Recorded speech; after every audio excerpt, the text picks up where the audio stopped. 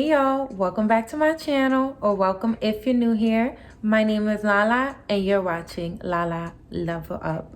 So I already know y'all see the title, and the video is going to be talking about normalizing dating outside of your comfort zone.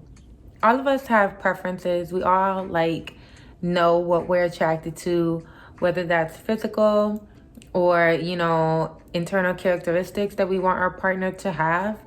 And I always say to stand on that, like the values that you want the person to have, the qualities you want in them, the characteristics, their core values and beliefs and things like that. But I also have come to a place where I am really ready now to date outside of my comfort zone, because, and it's not even necessarily to say oh, my preferences aren't working out, so now I'm just gonna go dating other preferences or outside of my preferences, whatever. But it's more so you never know who you can meet, and you don't want to put yourself in a box at all.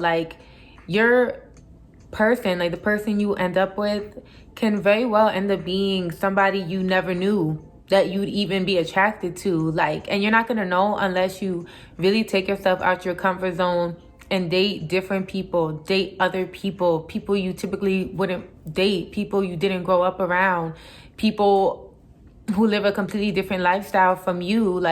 Sometimes that could be challenging, but sometimes that can work too. And I think a lot of times we just get caught up in what we like and just sticking to it.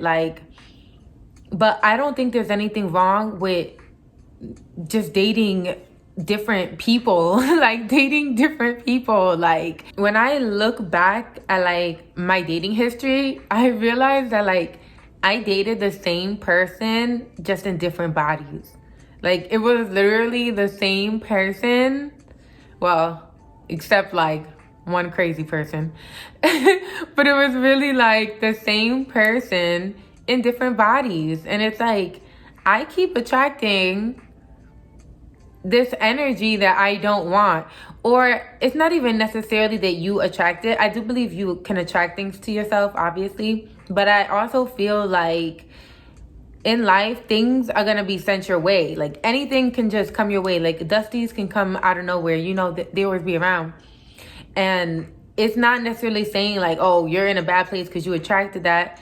You just let it in. You were supposed to ignore it. You were supposed to have discernment and be nah, that does not align with the person I want to be with. So I'm just going to dub that. A lot of times we entertain stuff that we shouldn't out of boredom, loneliness, sex.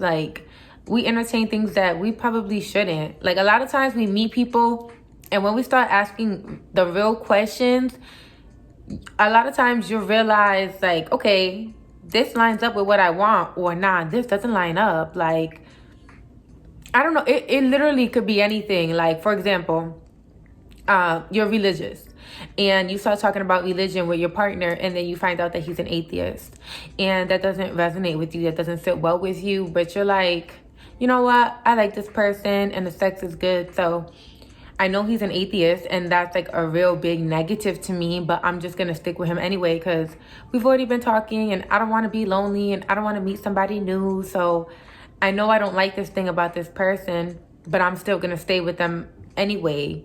When you do stuff like that, you're really doing a disservice to yourself, because your partner is out there for you, and they're not perfect, but they're gonna have majority of the things that you're looking for, especially those really important things to you, those core values and beliefs. When you just stay with somebody, when you know that you guys don't really line up all the way or enough over the important things, significant things, and you just continue to deal with that person, the more you deal with somebody who is not supposed to be with you, the more you deal with somebody who you're not supposed to be with, the longer you delay the person you are meant to be with. I am a big advocate for, if it's not working and it's been not working and there's no resolution, let it go. It took me a long time to get to that place because I'm a real big fixer. And I'm oh, let's fix it. Let's make it work. Let's do this. Let's do that. But then you get to a place where that's not even working anymore. And it's better to let it go and salvage whatever type of friendship or cordial relationship that you can possibly have with that person than just completely letting it go to shit and then saying like, damn, I should have let go a long time ago because maybe we could have salvaged some type of relationship, or I just didn't have to put myself through all the things that I just went through. When it comes to like dating out of your comfort zone, clearly that can be uncomfortable because it's an unfamiliar place to you. It's unfamiliar territory, right? But I think that can be a real growing experiences. Like, how are you gonna know what you really like for real, what you really want, unless you're meeting different people? Like, I don't think that you should sell yourself short. I don't think you should continue to just date people off of, definitely not just only their looks. Like, I know for me, like, I'm a very like visual person, and I mean, you have to be attracted to the person, yes, because you're gonna end up more than likely laying down with them, having sex with them. So of course you want it to be someone you're attracted to, but looks are not everything. Like, you should never base your relationship off of solely looks. Like, looks fade. You know, we're all gonna get old. We're all gonna get wrinkles. Even if you do that Botox, even if you get plastic surgery, like, you're still gonna age, you know? And I think it's much more important to care about qualities in a person than the way they look. There are people who look really, really good, but they're shallow, but they're narcissistic, but they're abusive, you know? They have addictions. Like, you really gotta vet a person for real. You really gotta vet people, especially if you have kids too, and like you're gonna be bringing this person into your kid's life. Like, that's a big deal. Having them in your home, around your children, meeting your family. Like, you really gotta vet people. I know a lot of times as women, we can move off of our emotions very quickly, but it's not wise, you know? And the older you grow, the more you experience, the more you develop as a woman, and your mind develops, you know? You evolve. You realize that it's so much better to just take it slow. Just take it slow. There is no rush. What is the rush for real? Like, where are we rushing to? You know, and a lot of people think that's marriage. Like, a lot of people look at marriage as like the end goal, when really that's like the starting goal. Once you marry somebody, that's when your life, both of your lives with each other truly begin.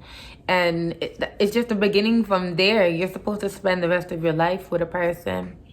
I think that when you focus too much on like getting married, which I have definitely done in the past, I think it takes away like the present moment. It takes away the present moment because you're too much thinking about the future, or you're too much thinking about the past, like thinking about your exes, thinking about how this potentially good relationship can go wrong. And it's like you're already putting salt on it when you don't have to. Like, let it blossom into whatever it's gonna be. And also just be more carefree. Like, I've become more carefree and just letting go, letting God, living and let living. I actually have that tattoo, live and let live. Just being free, a free spirit, and just say what's meant for you is gonna be for you. Nobody can take what God blesses you with, you know? And being in your comfort zone, there's no growth there. There's no growth in your comfort zone. It feels good because you're used to it. But when you step outside of your comfort zone, that's when you truly have the opportunity to grow. Truly, like, you never know who you're gonna meet. There's like a couple billion people in the world.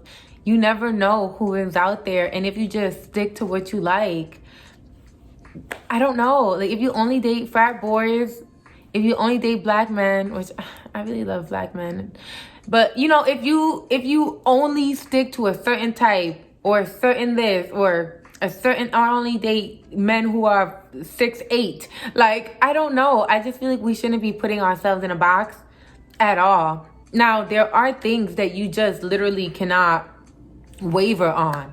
Everybody has their non-negotiables, and I talked about this in a prior video where you should really list down, whether a physical list or a mental list, things that no matter what, like, they're uncompromisable, if that's a word, non-negotiable. Like, they're just non-negotiable, like, no matter what. Like, for example, like what I said about the atheist thing. If you're a Christian and someone's an atheist, I'm sure that's probably a non-negotiable for you.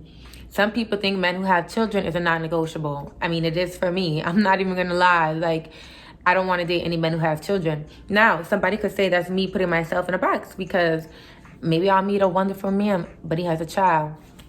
And you know what? I'll be honest, that's just a risk I'm willing to take. That's just a risk I'm willing to take. I just feel like I can have it all. I really do. I feel like the major things that I want, I can have it all. I feel like that's the case for each and every single one of us. I don't think the things that really, really matter to you are things that you have to compromise on at all. And just an example, me not wanting to date a man who has a kid, like that's a really big thing for me. So I just know God's gonna bless me with someone who doesn't have a kid, because why can't I have that? There's many men out in the world who doesn't have kids. You know, that's something that's very realistic. Even though, granted, there are many men who have children, especially around my age, I'm 29, you know? But still, like, I know whoever my husband is, he don't have a kid. And if I ended up meeting a man who has a kid and we end up being together, just know that was one remarkable man, because that's one of my non-negotiables. But I just don't see that for me because, like I said, it's a non-negotiable. So that's just me. That's just a personal thing for me. And that's literally just an example. You guys have your non-negotiables, and keep that in mind when you're meeting somebody. And it's okay to literally start getting to know someone and then saying, hey, I don't think that we're a good fit. That's okay to say that. Like, and I'm guilty of ghosting. Like, I definitely have ghosted before, because if it's like if it's in the beginning stage, like very, very beginning, like the first week, if we're like talking for like a week or a few days and I realize like, yeah, like this is not giving, I probably will just ghost you. I'm not gonna lie, but it's only 1 week in. Like, I don't owe you no explanation. If I haven't even seen you yet, we're not even talking on the phone. Like, we're not really building no connection. We're just texting, and just off of the conversation in the text, I know like this is not given for me. I'm probably just gonna ghost you because I don't owe you an explanation in a week. Like, and everyone can feel energy. Like, I'm so sorry. You can feel the energy. Like, girl, I'm not doing no bare minimum. Sorry, not sorry. Check out my video on that. But like, I've definitely ghosted, and I've been a victim of ghosting too. Like, shit happens. But also, I think that you can really let a person know too, for real. Like, yo, we not on the same page, or you not really courting me the way I want you to court me, or we have a lack of things in common. Like, you know, sometimes you get to know someone and you realize that those things. Normalize also telling people that we're not a good fit and letting it go, instead of just continuing to pursue them or let them pursue you or entertain it. I don't think you should be entertaining anything that you don't see a future with. I know how it is to be lonely. I know how it is to be bored. And I know sometimes it could be fun. Like, just entertain someone, let them take you out, spoil you if they spoil you, have an experience. But if you're doing that and deep down in the back of your mind, shit, at the top of your mind, you know this ain't the person for you. You know you don't really like them like that. You know you don't really care. You know they're just a placeholder until you meet the real man you want to be with. Girl, let it go. Because when you're doing shit like that, you get bad karma, for one. For two, you just wasting that person's time. For three, you wasting your time. For four, you blocking your blessings. Like, the person you're supposed to be with can't even make it to you because you entertaining someone else. There's this analogy that when you're entertaining something that you know you shouldn't, and it doesn't always have to be a person, it could be anything. That person or that situation is in the doorway. It's like literally standing in the doorway, in the middle of the doorway. And because you're dealing with this situation, because you're dealing with this person, what's really meant for you cannot make their way through the door because something is standing right in front of it. You know what I'm saying? Like, you're not even allowing the opportunity to get to you. You're not even allowing yourself to be blessed because you're entertaining somebody that you shouldn't. So now you're blocking the entryway, for real. Like, on some spiritual shit, like, you blocking your blessings by dealing with somebody you shouldn't be dealing with. For real. And dating inside of your comfort zone and just staying in your comfort zone in life. Like, in life, you have to get outside of your comfort zone. I was telling one of my friends this the other day. She moved away to a new state, and she's like starting to get kind of homesick, and she's like, oh, I kind of want to come home. And I'm like, you only want to come home because this is your comfort zone. But where you are, it's a new beginning for you. Like, there's so many opportunities for you there. If you search for them, if you make yourself present, if you like step into opportunity, you will get it. Like, you will get it. You have to make yourself like seen in the world for real. Like, and I was letting her know this, like, your comfort zone is holding you back. By you moving to another state and doing what you just did, like, you're gonna be blessed. Don't run away now just because it's getting a little bit hard. But of course I understand being lonely, but it's that comfort zone. You have to get out of your comfort zone. God will bless you. God will bless you so much when you go outside of your comfort zone. You don't know who is out there for you. So that's what I'm kind of on right now. Like, I'm just dating outside of my comfort zone, and I'm opening myself up to different people in the world. Don't judge a book by its cover.